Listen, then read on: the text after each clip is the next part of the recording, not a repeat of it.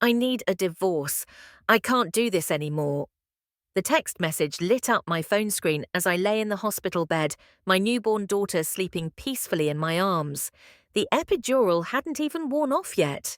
My name is Olivia Reeves, and the day I became a mother was also the day my husband abandoned me. I stared at the phone, unable to process what I was reading. My fingers trembled as I tried to call him. No answer. I texted back, "Mark, what are you talking about? Where are you?" Three dots appeared, disappeared, appeared again. "I'm sorry, I've packed some things. I'll be staying at Dave's for a while until I figure things out." The nurse came in to check my vitals and must have noticed my face. "Everything okay, honey?" she asked. I couldn't even speak, just handed her my phone. She read the message and her expression changed from cheerful to horrified. "Oh, sweetheart," she whispered, squeezing my hand. "I'm so sorry."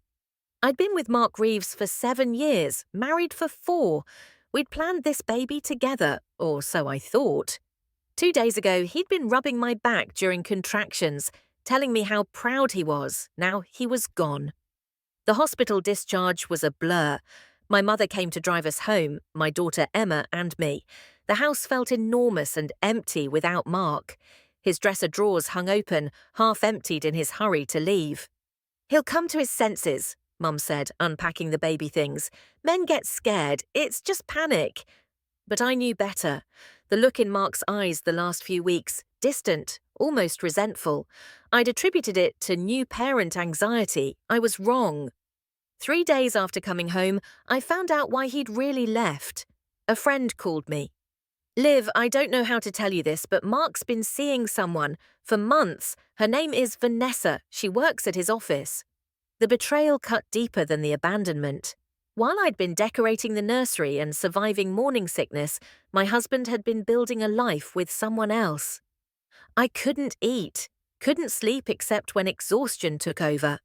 My body was recovering from childbirth while my heart was shattered into pieces so small I couldn't see how they'd ever fit back together. Mark filed the divorce papers a week later. I signed them without fighting. What was the point? The man I loved was already gone. My daughter became my entire world. Every smile, every tiny milestone kept me going when nothing else could. I learned to function on minimal sleep and maximum heartbreak.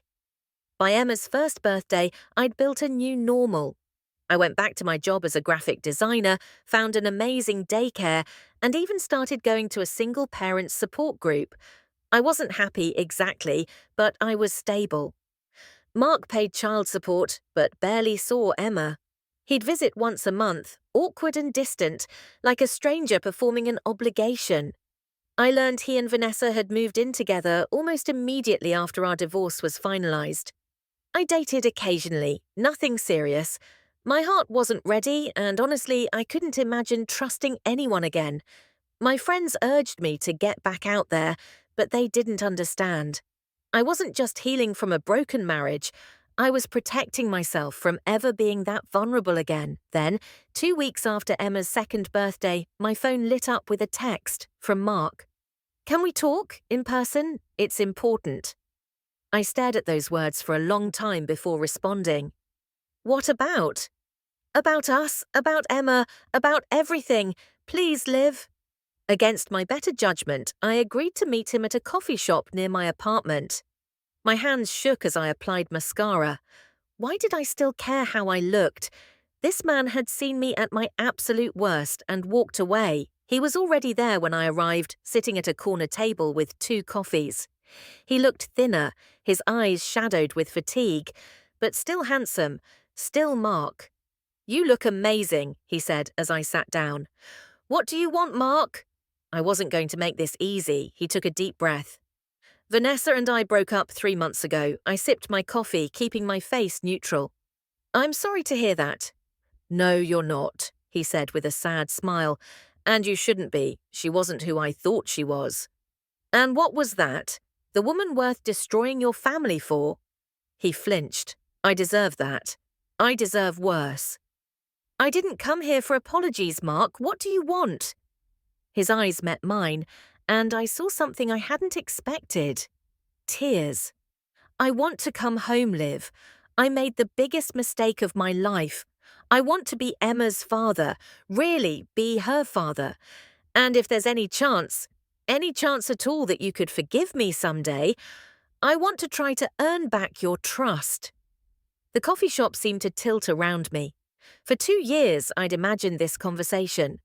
In my fantasies, I'd either coldly rejected him or fallen back into his arms.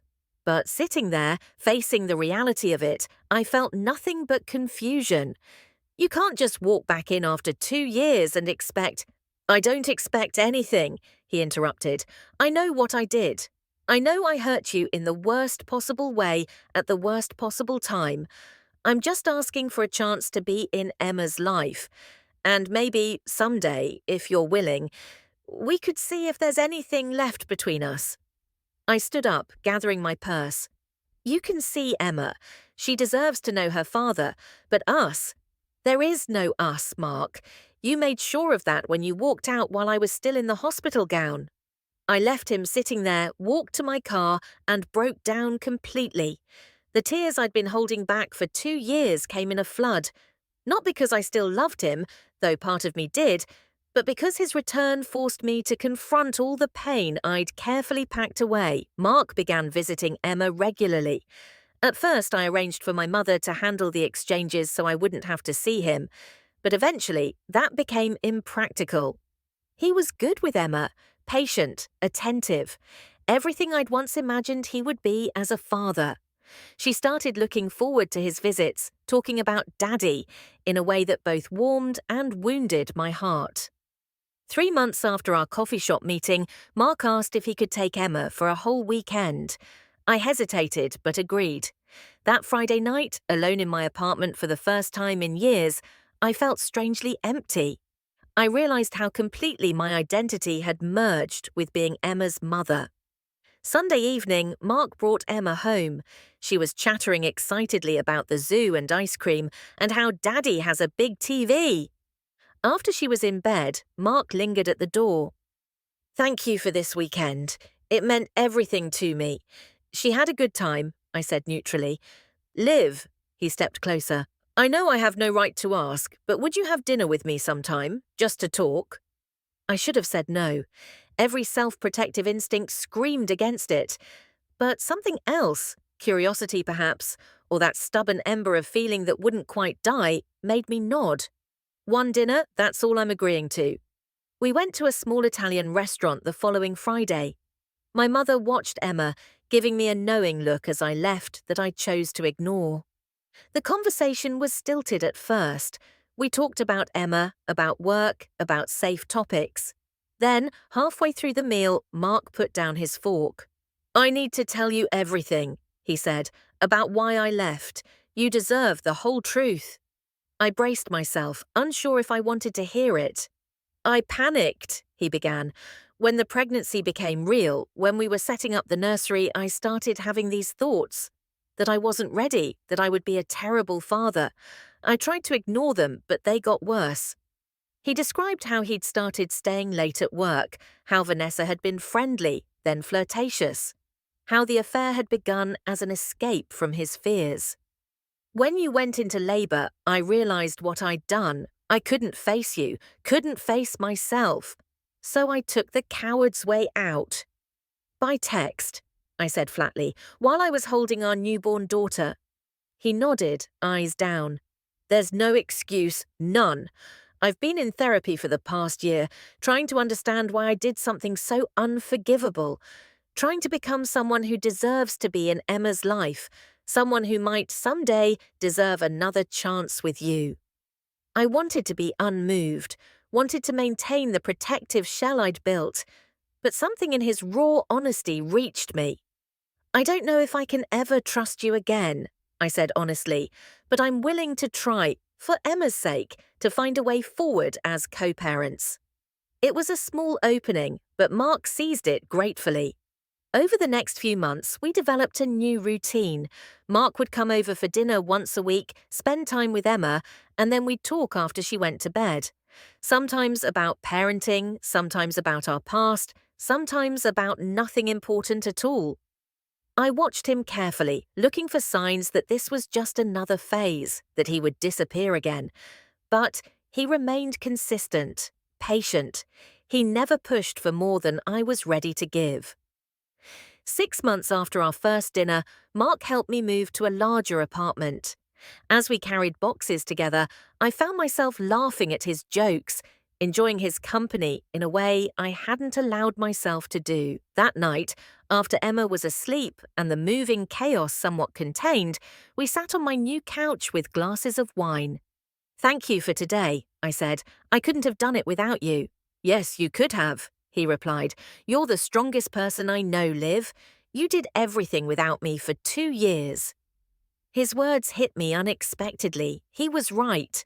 I had done everything, given birth, raised our daughter, built a new life, without him.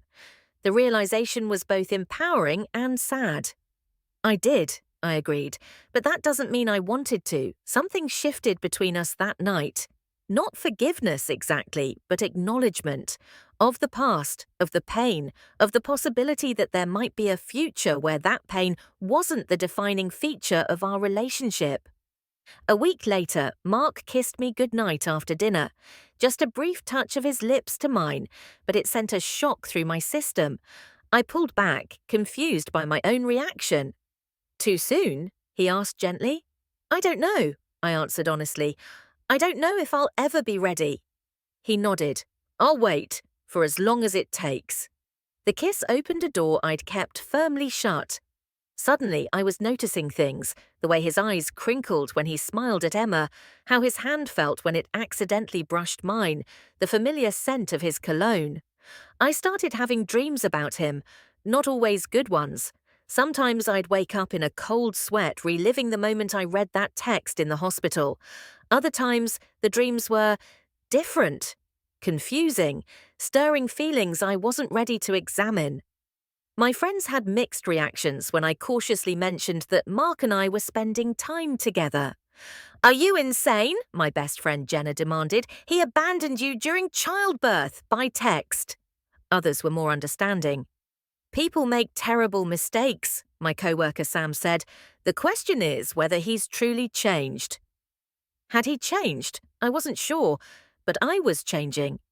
The wall I'd built around my heart was developing cracks, small ones, but they were there. One evening, nearly a year after Mark had reappeared in our lives, Emma came down with a high fever. I was frantic, unsure whether to go to the emergency room. I called Mark without thinking. He arrived within 20 minutes, calm and steady. He helped me decide to take her in, drove us to the hospital, and stayed by my side through the entire terrifying night as doctors diagnosed her with a severe ear infection. When Emma finally fell asleep in the hospital bed, exhausted from pain and crying, Mark put his arm around me. "She's going to be fine," he murmured into my hair. "You're an amazing mother, Liv." I broke down then, the stress and fear overwhelming me. He held me as I cried, strong and present in a way he hadn't been when I needed him most before. That night changed something fundamental between us, not because he'd done anything extraordinary, but because he'd simply been there. The contrast with his absence during Emma's birth was impossible to ignore. 2 weeks later, he asked me on a proper date, dinner, a movie, the works. My mother was delighted to babysit. "It's about time," she said. "That man has been working so hard to make things right." The date was surprisingly wonderful. Away from the apartment, away from the immediate reminders of our co-parenting relationship, we were just two people enjoying each other's company. We talked about books we'd read, movies we wanted to see, dreams we still had. At my door, he kissed me again. This time, I kissed him back. "I still love you, Olivia," he said quietly. "I never stopped, even when I was too broken and confused to show it." I couldn't say it back, not yet. But I let him hold me, and for the first time in years, it felt like coming home. Our relationship progressed slowly after that. We went on more dates. He started staying over occasionally, sleeping on the couch at first, then eventually sharing my bed. Emma was thrilled to have both her parents together, though we were careful not to make promises or set expectations we couldn't fulfill. 6 months into our renewed relationship, the doubts hit me hard. What was I doing? How could I ever fully trust this man again? What if he left a second time? I pulled back, cancelling plans and making excuses. Mark noticed immediately. "Talk to me, Liv," he said one evening after Emma was in bed. "What's happening?" "I'm scared," I admitted. "Every time things start feeling good, I remember reading that text in the hospital. I remember how completely you broke me." He nodded, pain evident in his eyes. "I know. And you have every right to be scared. I can't erase what I did." "Then how do we move forward?" I asked, tears threatening. "How do I ever trust that you won't leave again when things get hard?" Mark took my hands. "I can only show you day by day that I'm not the same man who ran away. I can't promise we won't face hard times, we will. But I can promise I'll never abandon you or Emma again, not for anything or anyone." I wanted to believe him, but words weren't enough. I needed time. "I think we need to slow down," I said finally. "Keep co-parenting, keep being friends, but take a step back from the romantic relationship until I'm more certain." Though clearly disappointed, he respected my decision. "I'll wait," he said simply, "for as long as it takes." For 2 months, we maintained a careful distance. We still had family dinners, still coordinated Emma's schedule, but the intimate moments stopped. I used the time to think, to consult a therapist, to really examine what I wanted. The answer surprised me. Despite everything, despite the pain and betrayal, I wanted Mark. Not the Mark who had abandoned us, but the man he'd become, humbled, patient, committed. The father who read Emma 3 bedtime stories because she couldn't choose just one. The man who remembered how I took my coffee and brought it to me without asking. On Emma's 3rd birthday, we hosted a small party at my apartment. After the guests left and Emma was playing with her new toys, I found Mark in the kitchen washing dishes. "I have something to say," I told him. He turned, drying his hands on a towel, expression cautious. "I forgive you," I said simply. His eyes widened. "Liv, not for you," I clarified. "For me. Because carrying this anger and fear has been exhausting. Because Emma deserves parents who aren't defined by past mistakes. Because I deserve a chance at happiness." He stood very still, as if afraid any movement might break the moment. "I don't know what our future looks like," I continued, "but I want to find out. Together." Mark crossed the kitchen and took me in his arms. "I love you, Olivia Reeves. I will spend every day making sure you never regret this decision."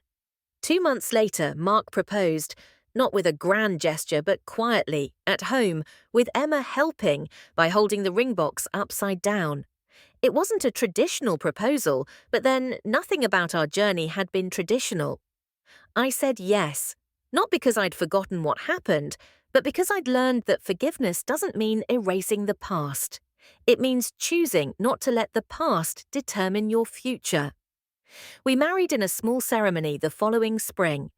As I walked down the aisle toward Mark, Emma skipping ahead of me throwing flower petals everywhere but the actual aisle, I thought about the text message that had shattered my world 3 years earlier. It had broken me. But the breaking had forced me to rebuild myself stronger, to discover my own resilience, to learn that while love can hurt you, it can also heal you. If you're brave enough to try again, Mark's eyes met mine as I reached him at the altar. They held not just love, but profound gratitude. He knew what it had cost me to give him this second chance, and I knew that neither of us would ever take it for granted. "Ready?" he whispered, as I took his hand. I was, not because I was certain nothing would ever go wrong again, but because I'd learned that certainty isn't what makes a relationship work. It's the daily choice to stay, to try, to forgive, to love, even when it's difficult. Especially when it's difficult. As we spoke our vows, Emma wrapped her arms around both our legs, creating a small, perfect circle. Our family, broken and remade, stronger at the mended places. The text that ended my first marriage now seemed like the beginning of a much more important story. Not about betrayal, but about redemption. About the courage it takes to rebuild what was shattered. About learning that sometimes the people who hurt us most deeply are also the ones who can help us heal. And about the power of second chances, given not because they're deserved, but because love, real love, is always worth the risk.